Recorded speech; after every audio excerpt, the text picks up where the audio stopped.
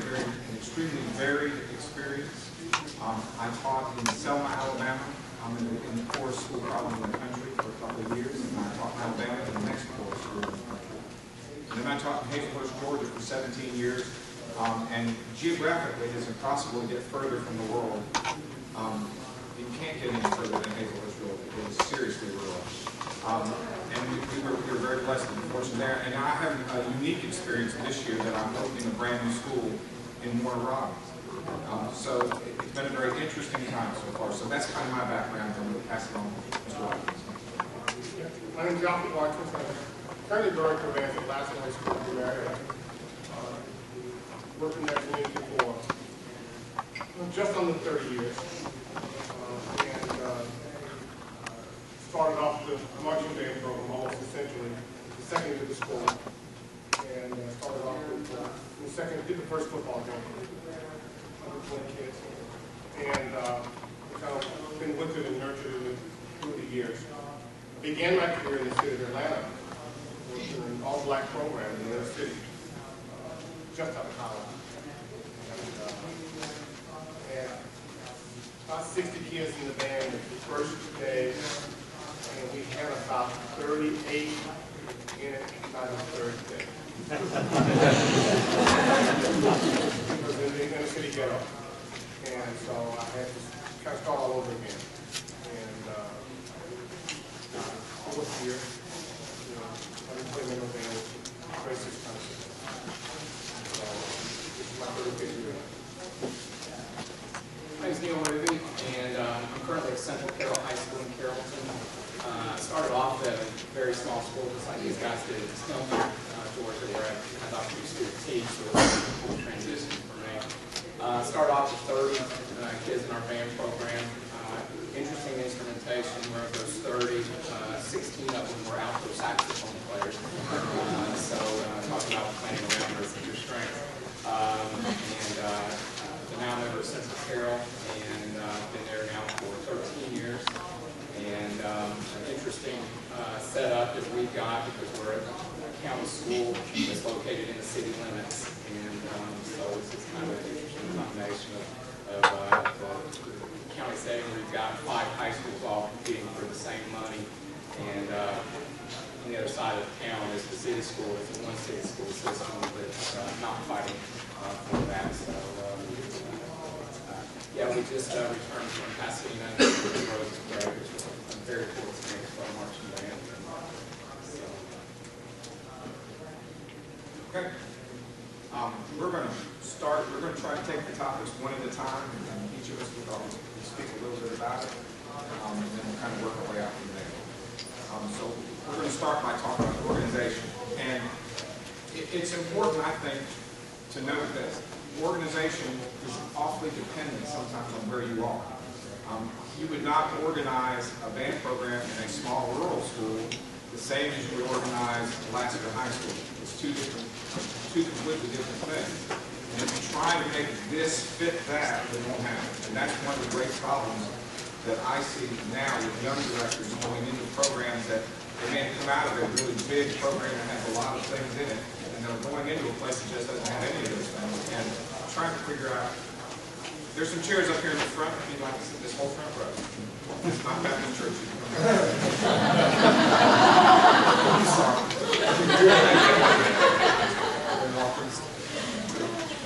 There will be an altar call.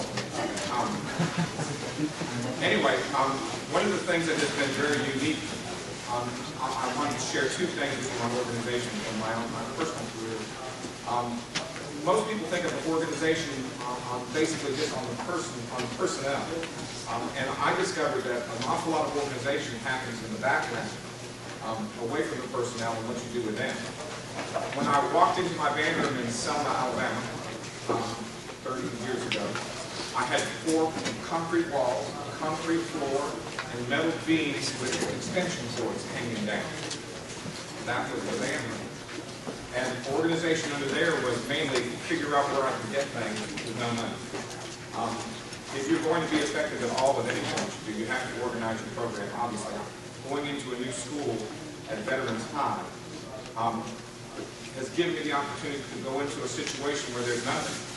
and I can do it any way I want to. That really is a lesson that I have not had to inherit from anybody else. And that has really helped me a lot because I've organized my band parents the way that I want it to be done. I've organized my students the way I want it to be done, but that's not how it normally works. As we all know, normally you have to take what somebody else has done and try slowly to fix it your way. And if I could give you one piece of advice on that, would be wherever you're going into, unless you're under direct mandate from your principal to turn everything upside down, try to live with it as best you can. Because if you walk in and turn too many things around too quickly, and particularly in their organization's team, you decide you want to fire half your boosters, that's probably not a good idea. It will get you in serious trouble in our profession really, really bad.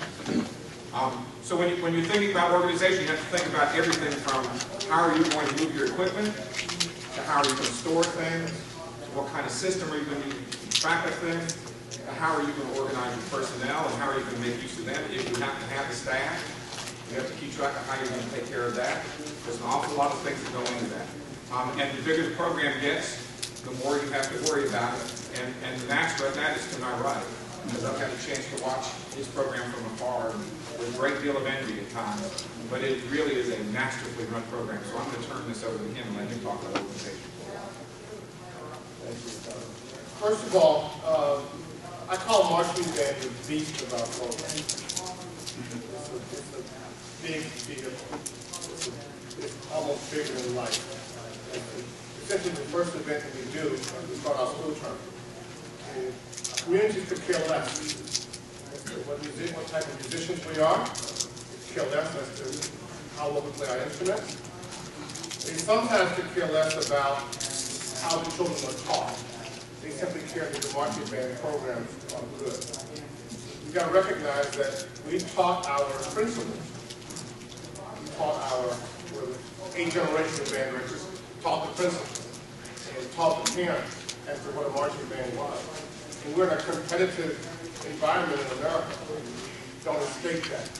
Even if you're not in a competitive situation, there's going to be an obvious comparison with so many people that see our bands. And it's a beast. And you kind of have to figure out what type of band director you're going to be. And from an organizational standpoint, we always put our students first, and everyone else second. Administration, their parents, football parents, those events. The whole core of your organization is based on making sure you do what's right for the children, then it makes it a lot easier. I encourage getting the students involved in planning of their product. One, make sure that we don't turn it into our entire school term. Marching band can be a school term. Parents will say, and administrators will say, the superintendent may say, what do you do when band season is over? People have gotten those questions before. And that's their perception of that. So it's important that the students are fully involved in whatever organizational planning you're doing to minimize their time involved in the program. Then it becomes kind of about us. It becomes about us and what we're doing as opposed to what we're doing for the children. I would recommend to try to have a 3 to 5 year plan with your students in mind. One of the things that last year we don't allow for the students or the parents to discuss is winning or losing. That's not a part of the dynamics of what we do. It's not a part of our classroom. So they're not allowed to use those words, winning and losing. You have to go competitive marching band. We've been to a lot of competitions, well over 100 in our tenure. But they can't discuss those parts of the program, winning and losing. We'll discuss how we placed, whether we maximized how well we did. So as a result of that, they have to have ownership in what we do. So a 3 to 5 year plan involved in the growth of your program is more important than perhaps 3 to 5 years of trying to beat the next door neighbor's school. Because at the end of the day, it's going to be a short-term success for you. And our whole program can be based on that. Make sure that you give your music to your students in a timely fashion in terms of organizing your program. That doesn't mean give it to them in May and have them to do sectional rehearsal all summer until November. That's 6 months of rehearsing music that's 3 to 5 minutes long with your instrument, with your wind players. 3 to 5 to 7 minutes of wind players is probably a 9 to 10 minute show. You give them the music in May, you just ask them to spend from May until November if you don't go into the playoffs playing that music. Typically written around grade 3, 3.5. And so what we do with it is we don't, that's not really efficient use of time. You want to organize it so you got a 3 to 5 year period of growth. If you're able to have some people to work with you, to help you out to develop your program skills, get them on board as early as you can, and pay each person if you can. They borrow and steal to make sure that you have a team of people to assist your students. All you're doing is going to teach your people ratio, quite honestly. As long as they're on board and understand those kinds of things. I would suggest to have a weekly calendar of events that you want to do every week of the school term, but more importantly, every week of the fall season. So you can have some short-term goals and long-term goals involved in it. Of course, you are the CEO, and you're in charge of the direction of the ship, so to speak. But if the students are fully involved in it, and if you are fortunate enough to have a staff or larger staff, then make sure that everyone's involved in that. In terms of organization in the CEO business, be mindful of the fact that the band directors that say, well, I just do concert band now, and I leave the marching band to some other people. Well, you've given away part of your program to someone else. And we have to go out and learn how to do everything. We learn where to put the instruments in the concert band. We do sound strategy. We learn the various instruments in college. We learn to do these types of things. We learn to do this. We learn to do that. And when it comes to marching band, sometimes we push back and say, you know, I just do concert band. What we're really saying, folks, I'm a little bit above this. I'm a little bit above. I'm really the musician here. Well, I'm just the director of bands at last year. There are a ton of musicians. Some of which just played with me on stage that are on the staff at the high school. But I'm not beyond that. And so I believe that it's important to have an overall comprehensive program. The band nowadays is the marching band and the pep band. So you got to remember that we call ourselves concert bands. So that makes the marching band even more important. So it's more important that it's highly organized, and it's highly structured, and everyone knows where the goals are. Now, I'll leave you with this one. We try to meet with the marching band for about 5 minutes at the beginning of almost every rehearsal. 3 to 5 minutes together, much like this, discuss the goals for that day. And about 3 to 5 minutes at the end of every day, we discuss whether we satisfy those goals or not, and have goals for the next day. And that's just part of making sure that we're efficient in terms of being organized as to how we do that. From an organizational standpoint, most of us, especially young directors going into it, are not going to be blessed enough, fortunate enough to go into programs that have very large staffs. Our case, I think, is probably normal. There's no assistant band director. I'm lucky to have a percussion guy and a guard guy that comes in for rehearsals. They're not technically on staff in the school system. We're bringing some folks for band camp. And maybe throughout the year, fortunate enough to have somebody come in and donate their time.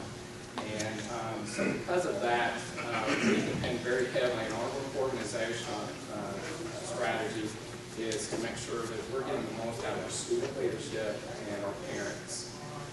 From a student leadership standpoint, we take a lot of time, probably more time than anything else we do during marching band season is training our student leaders.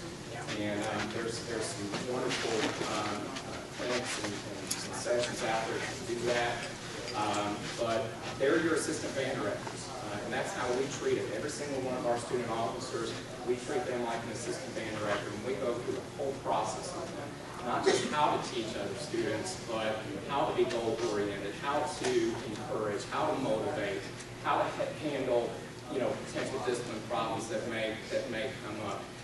And because of that, we can truly say that we give ownership to our students because we don't have a large staff that comes in every day and works with them. So we're very goal-oriented. We do a lot, of discussing, hey, this is what our goals are for that rehearsal, and then we do something at the end of practice. We always take the last 5 minutes and we bring them in. We discuss that rehearsal and say, okay, this is what we got done, this is what we didn't get done, this is what we need to get done tomorrow, and then we push on those goals for the next day. Our students take ownership in it.